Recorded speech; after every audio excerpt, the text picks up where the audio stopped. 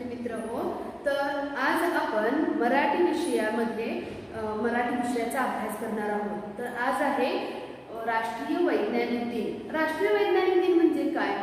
तर आजपासून बरोबर 8 वर्षापूर्वी आजच्या दिवशी महाराष्ट्र अंधश्रद्धा निर्मूलन समितीचे संस्थापक अध्यक्ष डॉक्टर नरेंद्र दाभोळकर यांची पुण्यातील ओंकारेश्वर या पुलाजवळ अज्ञात हल्लेखोरांनी किंवा अज्ञात गुन्हेगारांनी गोळ्या झाडून खून केला।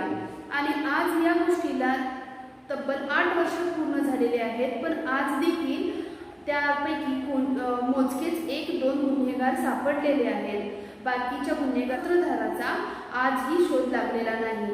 डॉक्टर नरेंद्र दाभोळकर यांच्या खुनानंतर टप्प्याटप्प्याने त्यांचे आणखी 3 साथीदार म्हणजे त्यांच्या विचाराशी एकमत असणाऱ्या 3 साथीदारांनाही डॉक्टर नरेंद्र दाभोळकर यांना ज्या पद्धतीने मारण्यात आले किंवा त्यांचा खून ज्या पद्धतीने करण्यात आला त्याच पद्धतीने त्यांच्या इतर 3 साथीदारांचाही किंवा इतर 3 कार्यकर्त्यांचाही खून करण्यात आला। त्यामध्ये आपल्या जवळ असलेले कोल्हापूरचे गोविंद पानसरे, त्यानंतर आपल्या कर्नाटकमधील डॉक्टर कलबुर्गी, धारवाड हुबळीचे डॉक्टर कलबुर्गी, त्यानंतर बेंगलोरच्या पत्रकार डॉक्टर गौरी लंकेश या चौघांना गोळ्या झाडून त्या चौघांचा खून करण्यात आला।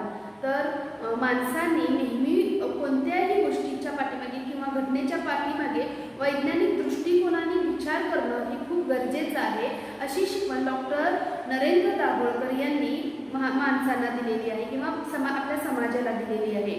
तर आता आपण म्हणणार की कोणते विचार डॉक्टर नरेंद्र दाभोळकरांनी सांगितले किंवा एखाद्या घटनेच्या पाठीमागे वैज्ञानिक दृष्टिकोन म्हणून कसं बघायचं?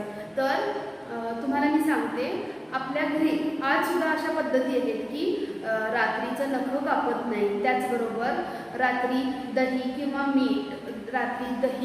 मीठ यासारख्या वस्तू देत नाही किंवा रात्री घर स्वच्छ केल्यानंतर घरातील केरकचरा बाहेर टाकला जात नाही। तर हे असे का?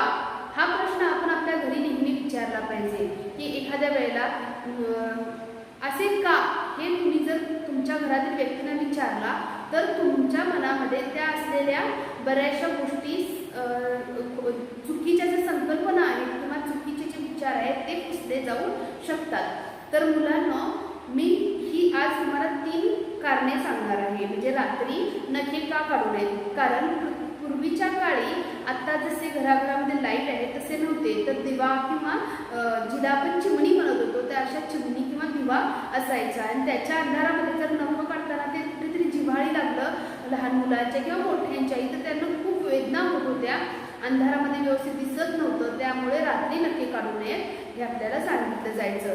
त्याचबरोबर मीठ किंवा दही यासारख्या वस्तू रात्रीच्या वेळी का द्यायच्या नाही? तर पूर्वीच्या काळी आता जसं आपण बरणीमध्ये किंवा भांड्यामध्ये वगैरे दही ठेवतो, तर पूर्वीच्या काळी मातीच्या मडक्यामध्ये घालून ते दही किंवा मीठ शिंकाळी म्हणून असायचं, त्या दोरीपासून तयार केलेलं एक साधन असायचं, तर त्या शिंकाळ्यांमध्ये ते ठेवलं जायचं। रात्रीच्या वेळी अंधारामध्ये काढताना मडकं खाली पडेल आणि ते फुटेल म्हणून रात्रीच्या वेळी दही आणि मीठ या वस्तू दिल्या जात नव्हत्या। त्याचबरोबर रात्रीच्या वेळी केरकचरा बाहेर का टाकला जायचा नाही? घरातील लक्ष्मी जाते असं आपल्या आजी आज देखील म्हणत असेल, तर का टाकायचा नाही? तर काही मौल्यवान वस्तू ज्या डोळ्याने दिसत नाहीत अशा वस्तू केरकचऱ्यामध्ये पडलेल्या असतील तर रात्रीच्या अंधारात त्या दिसणार नाहीत आणि एकदा घराबाहेर गेल्या की त्या परत आपल्याला मिळणार नाहीत, म्हणून रात्रीच्या वेळी केरकचरा घराबाहेर टाकू नये असे म्हटले जायचे। तर आज वैज्ञानिक जागृती असल्यामुळे, वैज्ञानिक जाणीवादी नसल्यामुळे मी तुम्हाला ही 3 कारणे सांगितलेली आहेत, ती तुम्ही तुमच्या घरी तुमच्या पालकांना, आजी आजोबांना, आई वडिलांना समजावून सांगा आणि त्यांच्या मनामध्ये जे पूर्वापार किंवा इतकी वर्ष जो समज आहे तो थोड्याशा प्रमाणात का राहीना आपण पुसणं खूप गरजेचं आहे। आलं लक्षात?